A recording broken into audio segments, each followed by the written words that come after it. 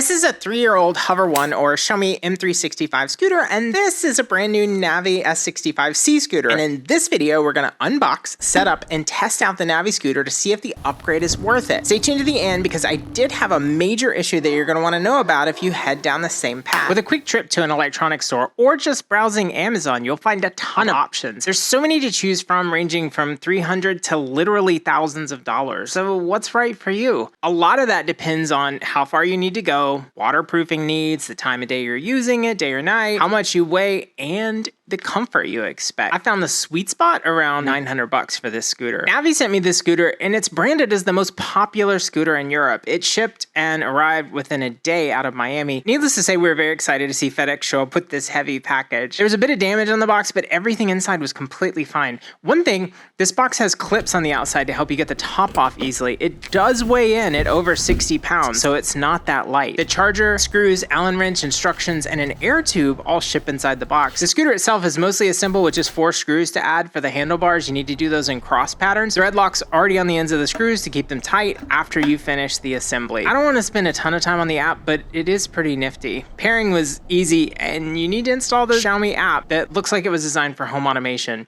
Once you pair the scooter, you have a ton of controls, mileage, information, maintenance information, and the ability to lock the scooter when you arrive at your destination, which is actually really handy. So out of the box, I needed to check the tire maintenance. First up, the recommended range in the app is between 40 and 45 PSI. It tells you that. Both of the tires were underinflated to the point of 10 to 20 PSI out of the box. Make sure you check the tire pressure, especially if you're a heavier rider. The tires are 10-inch self-leveling tires, and they can handle a puncture and allow you to keep riding. Pneumatic tires do offer a more comfortable ride in my experience than tubeless tires. I've done tons of videos on tubeless tires and even adding extra suspensions to scooters to make it a little bit more comfortable for you, but pneumatic is the way to go, plus this one has dual suspension anyway. So there's a 36 volt 15 amp hour battery installed under the platform and a charger that can fill it up in about 5 to 6 hours with a total of 40 miles of range. As with all scooters, that range would be under perfect conditions with the perfect rider in eco mode. So if you get 30, you're doing really good. Keep that in mind if you're looking to use the scooter as a commuter device. No real scooter actually will get that published range that you see in there. Another feature to call out are the front and rear brakes. And even though there's only one brake lever, there is an electronic brake in the rear of the scooter that's combined with the drum brakes in the front of the scooter. You may need to make small adjustments to the scooter after you brake it in to dial in that braking on the front. You can also select the level of e-braking in the app when you set it up. As a whole, this scooter has a 900 watt peak motor with a hill climb rating of 22%. That's pretty significant, especially with the rider that's up to 265 pounds. So it does have some pull on it. And I took a hill just to see how well it would pull me up it, and it actually did really good. Another feature that separates this scooter from the budget versions is its dual suspension. I can't say enough about how important it is for a scooter. It's going to be used for adults or any type of commuting. My daughter rides a scooter to school and it's 4 miles each way, and she would be drained if she had to ride on a suspensionless scooter. So definitely a big plus. And in fact, with the budget Hover One or the Xiaomi 365, their advertised range is 20 miles. I'm not even sure she'd make it all the way to school and back, given the aggressiveness that kids tend to ride with. The riding platform's extra wide, very comfortable, but don't plan on your 12-year-old picking this thing up and taking it inside. At 60 pounds, it's far too heavy for a kid to pick up and move around. The light on the front is a tiny 2.5 watt light that's somewhat sufficient when riding at night. I say it projects about 15 feet. I did try it and I wasn't very happy with it. I think it needs to be a little bit brighter, or maybe you need to supplement that light a little bit. The display dims when you turn on the lights with the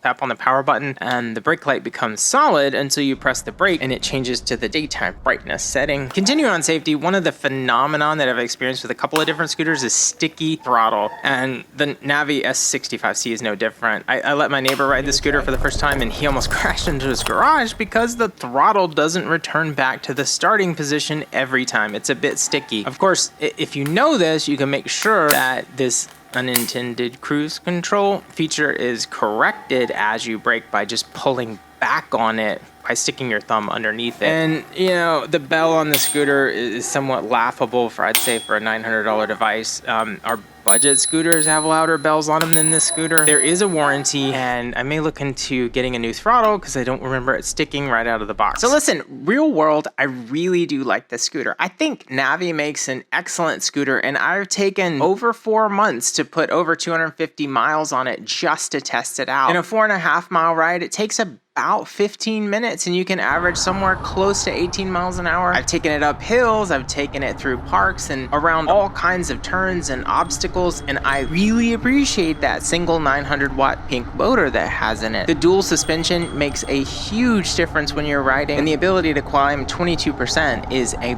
big advantage for this motor. It seems like a long-range scooter. I know that they advertise up to 40. Chances are you're probably not going to get that after an average, let's go with 9 miles of riding to school and back. It'll come home with about 50 to 60% charge left on it. So there's your real world statistic. You're probably going to get closer to 20 miles out of it depending on how you ride it. It does have a 36 volt battery. I know there's a lot better scooters with a lot bigger and higher voltages, but this one seems to work for this scooter. It's not a super expensive scooter. It's around the $900 mark, so it's really not that bad. I am including a link to Amazon down below if you want to purchase the scooter there. That link helps me out if you click on it, especially since I'm gonna have to buy some new camera gear now. I mean, those things happen, but my camera fell off twice while I was trying to cross this intersection, and that's really not ideal. We did do a bunch more testing. We tested it out in the rain. We tested the brakes out significantly. I mean, it has drum brakes in the front. It has rear electronic ABS,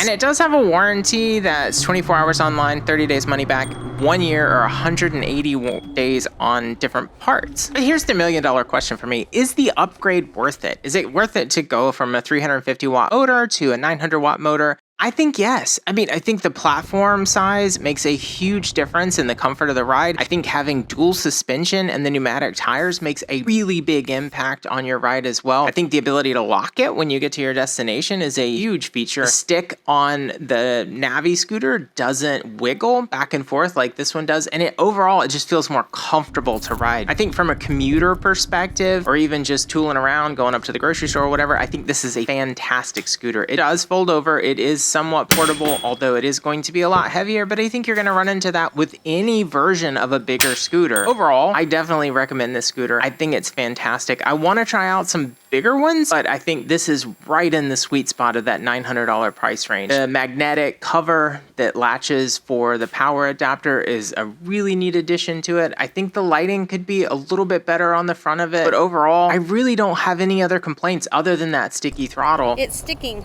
that's why. And I'm going to talk to the manufacturer and see if I can do something about that. And hopefully not everyone's scooter ends up like that. It's just mine that's got a faulty throttle on it, and maybe do something about upgrading that bell because it's pretty weak for a $900 scooter. In the next few months, I've got a video coming out on how I built a completely remote controlled electric wagon, and it was one of the most fun projects of 2023. I've got over 0.5 terabyte of footage on how I put this thing together, so hit that like button, hit that subscribe button, and I'll continue to push out more on Andy's How I Did It channel.